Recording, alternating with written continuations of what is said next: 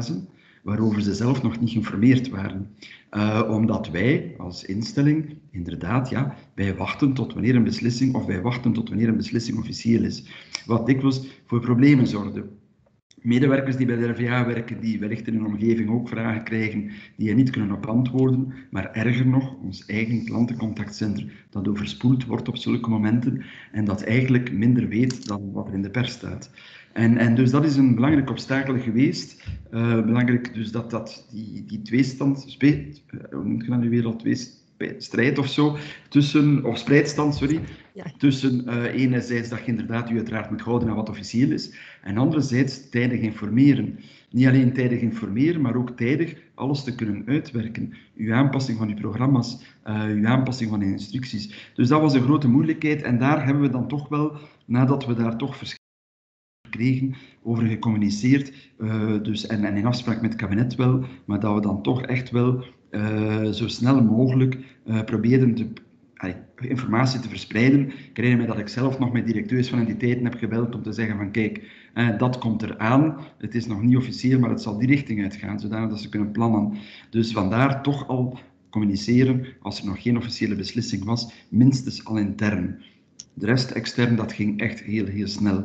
En daarnaast ook, om in contact te blijven, hebben we dat verder gezet. Ons netwerk van processen, dus ons proces toelaatbaarheid, verificatie en zo, onze core business, daar hebben wij een netwerk van procesbeheerders, 1 procesbeheerder per proces in elke entiteit. En dat wordt gefaciliteerd, gecoördineerd door een procescoördinator. En dat heeft ons echt wel toegelaten om heel snel de link te leggen met het terrein en dus te maken dat onze mensen mee waren. Dat we ook hoorden, feedback kregen naar boven toe, wat er gebeurde. Dus samenvattend, enthousiast mag ik het niet noemen, want we denken dat we allemaal liever toch meer wat in normale omstandigheden zouden werken. Maar ik denk echt wel dat we kunnen zeggen dat we de mensen meegenomen hebben. En dat blijkt trouwens ook, want we hebben, zoals ik al zei, bevraagd. We hebben verschillende bevragingen gedaan en bijvoorbeeld ook heel duidelijk bevraagd naar tevredenheid of hoe dat ze het beleven, hoe dat ze het ervaren. We hebben ook onze dienst Wellbeing ingeschakeld, een SPOC, en voorzien waarop dat men echt terecht kon en waarop men heel snel een antwoord kreeg met allerlei vragen die te maken hadden met welzijn, met corona. We doen nu nog een tevredenheidsenquête, de enquête werken op scherm, beeldscherm. Specifiek nu gaat men inderdaad antwoorden, rekening houden met het feit dat we praktisch allemaal structureel telewerk doen. Dus nog eens enthousiast, nee. En misschien nog een allerlaatste zaak, en die wil ik toch echt wel meegeven, daar spreek ik in persoonlijke naam.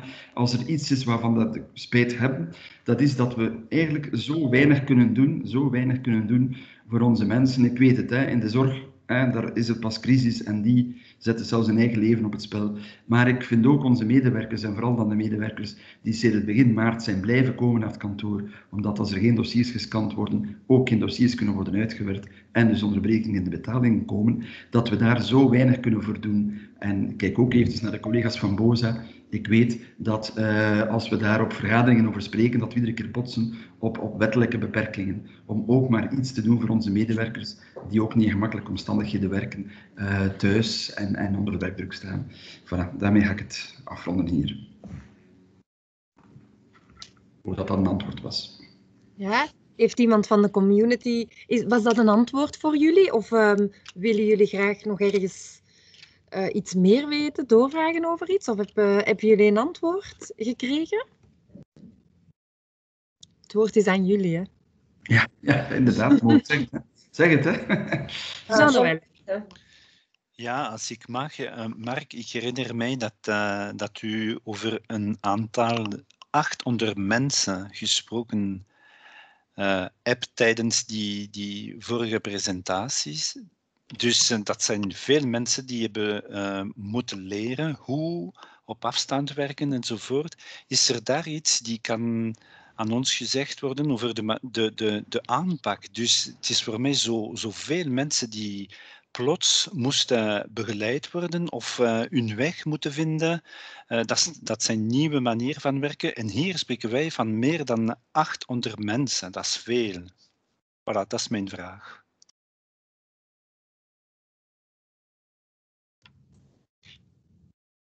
J'ai l'impression qu'on a perdu Marc, ou alors c'est le micro qui est éteint.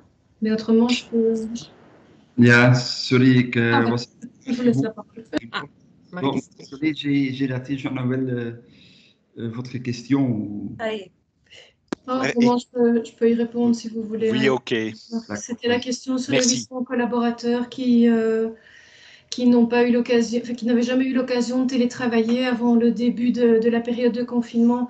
Donc, ce qu'il faut se rendre compte, c'est que chez nous, à l'ONEM, tous les collaborateurs travaillent sur un laptop. Et donc, avant le corona, quand on arrivait au bureau, on fixait notre laptop sur une docking station et on travaillait. Donc, au niveau de l'environnement de travail, il n'y a pas, à part que c'est à la maison, c'est exactement le même environnement de travail à la maison ou au bureau. Donc, ça, c'est important à noter. Et puis, en fait, à l'ONEM, on fonctionne avec, dans chaque entité, puisque l'ONEM, c'est en fait une administration centrale où on est 500-600 personnes. Et puis, c'est 16 entités qui sont parfois elles-mêmes subdivisées en plusieurs bureaux, donc 16 entités, 30 bureaux, qui couvrent l'ensemble du territoire de la Belgique. Et là, on a le restant de notre personnel. Mais tout le monde fonctionne avec son laptop et dans chaque entité, dans chaque direction, il y a une personne ou plusieurs, si c'est des grandes entités, qui jouent le rôle de correspondant ICT. Et en fait, on s'est vraiment reposé sur ces correspondants ICT pour qu'ils accompagnent les personnes qui étaient en difficulté et qui devaient pour la première fois démarrer avec ce système à distance. Globalement, à part la connexion VPN, en fait, on est exactement sur les mêmes conditions de travail qu'au bureau, quoi. Donc voilà. Là aussi, par exemple, suite à la réorganisation de l'ONEM, donc nos 30 bureaux ont été regroupés en 16 entités, mais il y a toujours bien 30 implantations. Et donc déjà dans les entités multi, donc où il y a plusieurs bureaux, on avait l'habitude de se réunir par Skype, par exemple, au lieu de se déplacer pour aller chaque fois, par exemple, si c'est une entité de 3 bureaux, pour aller chaque fois dans les 3 bureaux. Donc il y avait déjà là, on avait les outils pour le faire en quelque sorte, quoi. Il y avait déjà pas mal de choses qui étaient en route. Je ne sais pas si vous vouliez dire autre chose, Marc, par rapport à ça, mais... Non, non, merci. Donc voilà. Merci beaucoup, Valérie. Ouais. Et alors peut-être ce qu'il y a à dire aussi, c'est que c'est vrai que tout d'un coup, on s'est retrouvés vraiment très nombreux sur le réseau. Et c'est vrai qu'à ce niveau-là, l'ICT a très vite fait évoluer les choses pour que notre réseau puisse supporter finalement le poids de tout ça. Donc voilà, c'est vrai que ça s'est réglé en un temps, honnêtement, en un temps record, quoi. Donc voilà. Étienne, tu as la main levée. Est-ce que tu veux poser une question, Étienne? Oui, merci beaucoup pour les explications. Je me demandais au niveau plus culture d'entreprise ou sens de la solidarité, est-ce que le fait d'être placés tous face au même challenge en même temps, dans les mêmes conditions, a finalement été une sorte de team building géant malgré lui? Ou est-ce que, au contraire, c'était plutôt vécu comme une épreuve avec de l'isolement? Enfin, je me demandais au niveau plus psychologique ou dynamique d'organisation, ce que vous avez perçu ou mis en place dans cette situation? Merci. Je ne sais pas si vous voulez répondre, Marc. Ik denk dat Mark terug eventjes offline is. Ik denk dat hij problemen met zijn connectie heeft. Dus Valérie... Je vais faire de mon mieux alors. Marc est responsable, entre autres, de la direction contrôle interne et gestion des processus. Et donc, c'est vrai que c'est là qui s'occupe notamment des aspects solidarité. Maintenant, la solidarité, ce n'est pas quelque chose de nouveau pendant la période de la crise, hein. Comme les 16 entités traitent exactement la même chose, mais juste les demandes des gens qui habitent dans la région de compétence de l'entité. Mais autrement, les programmes sont les mêmes dans les 16 entités, les formulaires de demande sont les mêmes, tout est parfaitement identique dans les 16 entités, sauf qu'évidemment, on a une partie des entités qui est en néerlandais et l'autre en français. Mais donc, en fait, on a déjà l'habitude, quand une entité est dans les difficultés, on a déjà l'habitude de pratiquer la solidarité. Et comme effectivement les processus sont en grande partie digitalisés, eh bien, on peut traiter les dossiers d'un bureau dans un autre bureau, ce n'est pas un problème. Donc, c'est une culture de la solidarité qui existait déjà. Est-ce qu'elle s'est renforcée? Je pense, oui, c'est mon intuition. je veux dire, on va le voir aussi dans le futur, parce qu'on est aussi le nez dessus, nous aussi, pour l'instant, quoi. Mais donc, culture de la solidarité, c'est pas nouveau. Je pense que peut-être, dans une certaine mesure, elle est peut-être encore plus forte à l'intérieur des bureaux maintenant, parce qu'il y a vraiment eu des solidarités entre processus qui se sont vraiment mises en place aussi. C'est bien ça, si je peux juste, merci Valérie, maintenant j'essaie de pouvoir rester, mais ce que je voudrais rajouter, c'est que effectivement on avait déjà vraiment l'habitude, et c'est même, c'est dans les tableaux de bord, la solidarité entre entités, et c'est les clés pour les accès, tout ça ce qu'il faut, donc il y a toute une procédure qui fonctionne, mais c'est vrai qu'ici, dans cette crise-ci, c'était même encore plus la solidarité en interne, et on avait le suivi quotidien de cette solidarité interne, ce qui nous permettait qu'un moment, au mois de mars, c'était surtout le chômage temporaire, où il y avait un grand flux de travail. Et puis, à partir de juillet, c'était plutôt en interruption de carrière. Mais avec ce tableau-là de solidarité interne, et plus encore avec la solidarité en interne, effectivement, on pouvait très facilement faire le switch entre les processus pour vraiment avoir le focus là où il y avait le plus de travail. Donc, je dirais ici, pendant Corona, c'était encore plus en interne, mais c'est vrai qu'externe, on a continué aussi, et ça fonctionne pour moi, parce que c'est digitalisé. C'est bien ça. Merci. Merci beaucoup. Alors, merci Marc et Valérie. Je me tourne vers la communauté et vers vous tous. Est-ce que vous avez encore des questions à poser? Est-ce qu'il y a voilà, par rapport à ce que Marc et Valérie viennent de répondre, est-ce qu'il y a des questions encore? Pour ceux qui n'ont pas accès au chat, n'hésitez pas à aller sur WooClap. Moi, je le suis donc en direct et je vois qu'il n'y a pas encore eu de nouvelles questions. Donc, sur wooclap.com en tapant le code COPAGILE.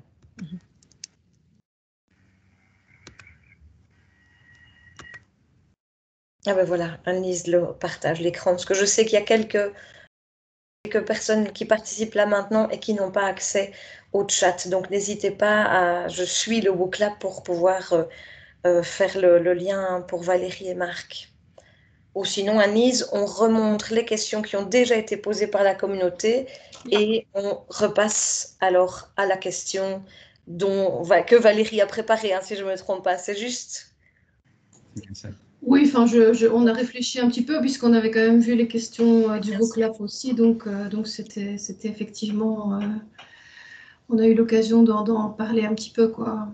Ouais. Oké, dus de vragen over hoe hebben de chef het concreet geleerd of zich aangemeten, die nieuwe gewoonte, om meer autonomie te geven aan medewerkers.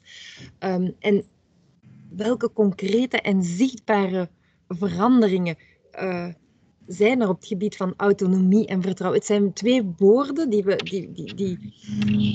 waar je je bij kan afvragen, maar hoe zie je dat dan en wat houdt dat dan concreet in?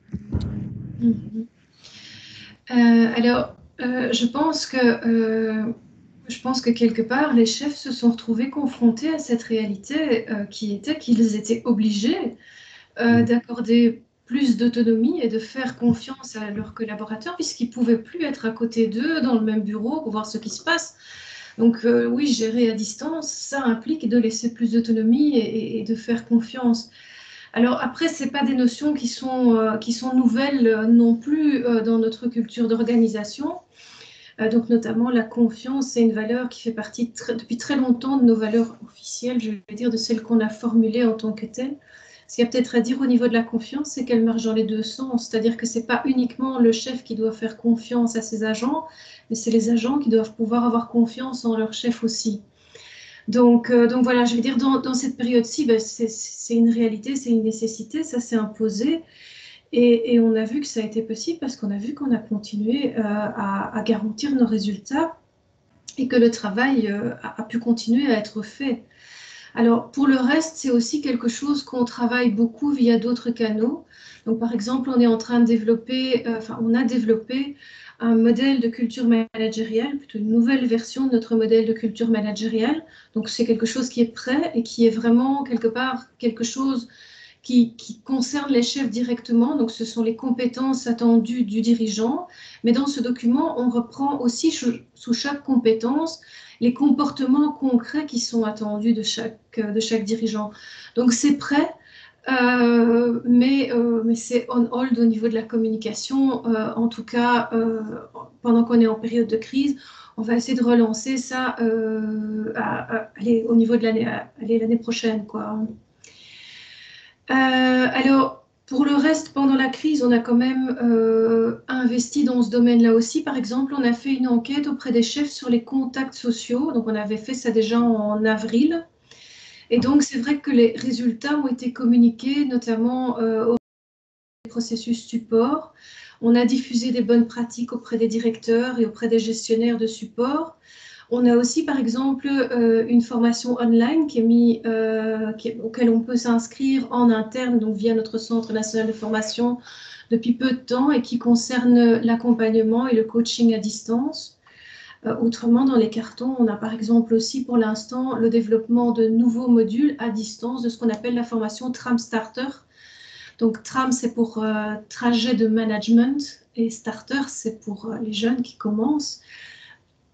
Et donc ça fait partie aussi de choses qui pourront être abordées avec les jeunes chefs ou les nouveaux chefs, parce que parfois on a des agents qui sont depuis fort longtemps dans la maison et qui deviennent à un moment donné chefs de groupe, par exemple. Ben, voilà, ils ont un support lors du démarrage de leur nouveau job, je vais dire.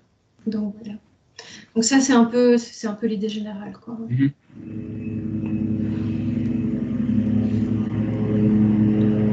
Est-ce que vous voulez ajouter quelque chose ou Étienne, je sais que tu avais une question aussi un peu par rapport à ça. Est-ce que tu as eu les réponses que tu souhaitais? Bah oui, ça m'inspire, je vous remercie. Et ça aussi, c'est quelque chose, c'est du feedback qu'on a reçu de beaucoup de membres et de participants mardi. Ça a été vraiment que c'était une histoire très inspirante pour eux. Donc ça, c'est quelque chose qu'on a beaucoup entendu, même après, par nos collègues ou par des membres qui nous ont envoyé un mail. Donc c'est important de vous le dire encore ici, Marc et Valérie. Est-ce que, je me tourne encore une fois vers vous tous, est-ce qu'il y a encore des questions à poser? Prenez la parole via Jean-Noël qui lève la main. Oui, si je peux, j'ai une question à propos de finalement, on parle d'agilité, et dans l'agilité, il y a une dimension qui est évidemment particulière, c'est avoir en permanence la préoccupation de mettre le client au centre. Dans toute l'histoire que vous avez expliquée de ce qui s'est passé, pour moi, il y a un drive permanent qui est on ne peut pas, c'est dans notre mission, mais c'est aussi nos valeurs à nous, on ne peut pas passer à côté de cet objectif, nous devons servir tout le monde, même dans les conditions qui sont là. Et donc, la question que moi j'ai par rapport à ça, c'est est-ce que vous avez pu sentir comment ça vivait chez les membres du personnel? Est-ce que vous avez vu des différences? Est-ce que ça a été un drive pour eux aussi, cette fierté d'être dans cette mission qui a un vrai sens de service public, soutenir les gens dans la difficulté? Est-ce que vous avez eu le sentiment que c'était un moteur pour les collaborateurs?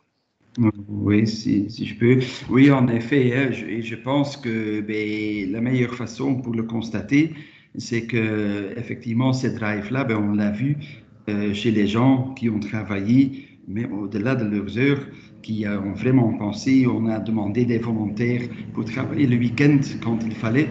Et donc, on a eu des volontaires, oui, désolé, ils sont déjà venus ici, mais on a eu des volontaires sans problème. Et même plus que ça, il a fallu parfois le demander et finalement que ce n'était pas nécessaire. Malgré ça, on continuait à avoir des volontaires. Et donc, on voit les résultats et on voit comment les résultats ont été atteints. Et c'est vraiment les gens, ils travaillent plus que ce qu'ils devraient faire. Quand je regarde parfois les membres de staff aussi, mais aussi les collaborateurs, on le voit via Skype quand ils sont encore en ligne, et c'est impressionnant. Même qu'on devrait même penser au bien-être pour les protéger. Donc, on le voit là. Et le deuxième aspect, c'est quand même, et là c'est plutôt négatif dans ce sens que c'est très difficile à vivre, c'est que nos agents qui sont dans les contact centers, que vraiment ça leur touche vraiment. On a eu des échos énormes, des gens qui disaient, ben voilà, on n'a pas été payé, on n'a pas jamais été au chômage temporaire, maintenant on l'est, on essaye de contacter qui que soit, on n'arrive pas à le faire. Nous, on avait notre contact center. Hein, cette semaine-ci, Valérie a donné quelques chiffres. On ne cache pas, nous aussi, on a eu parfois difficile à y répondre, mais on l'a toujours fait. Et là, on voit la réaction de nos collègues, comment ça leur fait mal d'entendre toutes ces histoires-là. On a vraiment dû les soutenir parce que c'était dur pour eux. Donc, pour moi, ça, ce sont deux signes qu'ils font plus, que c'est effectivement, que c'est être convaincu de notre objectif stratégique, quoi, le service aux clients, ouais. Même dans des circonstances très difficiles. Merci beaucoup. Je vous en prie. Ik zie dat er nog een vraag is. Ik zie het niet van wie, maar ik zou zeggen, posez votre question, stel je vraag gerust. Je vois que Quelqu'un pose la main. Vassilina. Vassilina is het. Voilà. Vassilina, voilà. Allez-y, doe maar. Dag aan iedereen. Hallo. Ik wil eerst bedanken voor de interessante uitleg en de uitdagingen die RVA heeft tijdens de crisis moeten ondernemen. Ik heb eigenlijk enkele vragen, 3 vragen. Ik vraag me af, was het noodzakelijk om de doelstellingen van personeel aan te passen wegens corona? Dat is mijn eerste vraag. Mijn tweede vraag is, hoe linken jullie de doelstellingen van de processen met de doelstellingen van de mensen? En mijn derde vraag is, hebben jullie de impact van de corona op de werklast van de mensen nagekeken of berekend? Deuxième question, je n'ai pas très bien compris. Sorry, de tweede vraag was me niet helemaal duidelijk. En ik ga er ook even moeten uitgaan, maar niet tussen continu. Désolé, j'arrive. Ja. Valérie, est-ce que les questions étaient claires pour toi? Ton micro n'est pas allumé, Valérie. Voilà. Sorry, ja, de vragen waren echt duidelijk. Qua aanpassing van de doelstelling van de medewerkers, ik kan echt niet zeggen in al de entiteiten of gans over RVA, maar ik kan spreken voor mijn eigen team. Dus ja, ik heb inderdaad functioneringsgesprekken gedaan in de loop van augustus. En ja, daar heb ik toch wel doelstellingen aangepast van sommige medewerkers, omdat er waren toch wel... wij zijn een directie organisatieontwikkeling. Dus wij zijn bezig met de strategische processen van de organisatie enzovoort. Wij werken ook rond de boordtabellen. Dus ja, tuurlijk heeft het veel impact. Corona heeft veel impact gehad. Dus omdat ja, de prioriteit, dat was de core business. En zoveel mogelijk helpen aan de core business. Wij hebben ook een bijkomende opdracht gekregen. Dat was het organiseren van de lessons learned analyse. En dus ja, inderdaad, ik heb de doelstelling van sommige van mijn medewerkers aangepast. Om te zeggen, ja, dat zijn de doelstellingen dat je moest normaal gezien realiseren. Maar dat was niet mogelijk in die periode, omdat onder andere, bijvoorbeeld, wij werken vaak met de procescoördinatoren enzovoort, maar ze zijn echt prioritair bezig met de processen waar grote uitdagingen waren. En ja, ik heb nieuwe doelstellingen soms gegeven of aangepast, bijvoorbeeld voor de mensen die hebben rond die lessons learned corona gewerkt. Dus ja, inderdaad, ik heb sommige van de doelstellingen van mijn eigen medewerkers aangepast. Okay. Maar in de productiedienst, ik kan niet zeggen, ik denk het niet, maar ik heb dat niet precies naar dat aspect gekeken. Maar bij mij wel, zeker. Dus de tweede vraag. Het ging over de doelstelling van de processen en de doelstelling van de medewerkers. De twee zijn volledig gelinkt. Er zijn doelstellingen in elke proces in de organisatie. Dus wij hebben bijvoorbeeld, wij gaan 2 keer per jaar in strategische seminarie. En in herfstseminarie gaan wij echt beslissen over de normen, dat zijn in feite doelstellingen van de boordtabel voor de volgende jaren. En dus, dus dat zijn de doelstellingen van de processen in feite, in termen van kwaliteit, van termijnen, van ik weet niet wat. Dat hangt af van het proces natuurlijk. En dus ja, inderdaad, er is een link tussen de processen, de doelstelling van het proces en ja, de evaluatiecyclus. Dus bijvoorbeeld, we hebben een strikt kalender, dus strategische F-seminarie gaat door altijd begin oktober. Waarom? Omdat zo zijn de normen voor volgend jaar gekend. En zo kunnen echt de chef beginnen met de functioneringscyclus van hun medewerkers. Met al de informatie over wat moet gedaan worden in de loop van de volgende jaar. Dus zeker, dat heeft een link tussen de twee. En impact op de werklast. Het is jammer dat Mark er niet is, omdat hij kan zeker veel meer dan ik daar rond antwoorden. Er is een impact op de werklast, nou, dat is zeker. Dus we hebben dat ook gezien. Mark heeft over de overuren gesproken enzovoort.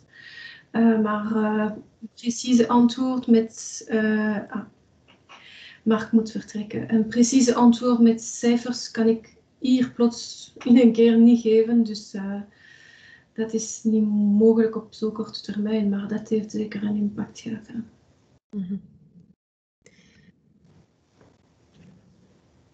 Vasselina, merci Valérie. Vasselina, est-ce que vous avez eu réponse à vos questions?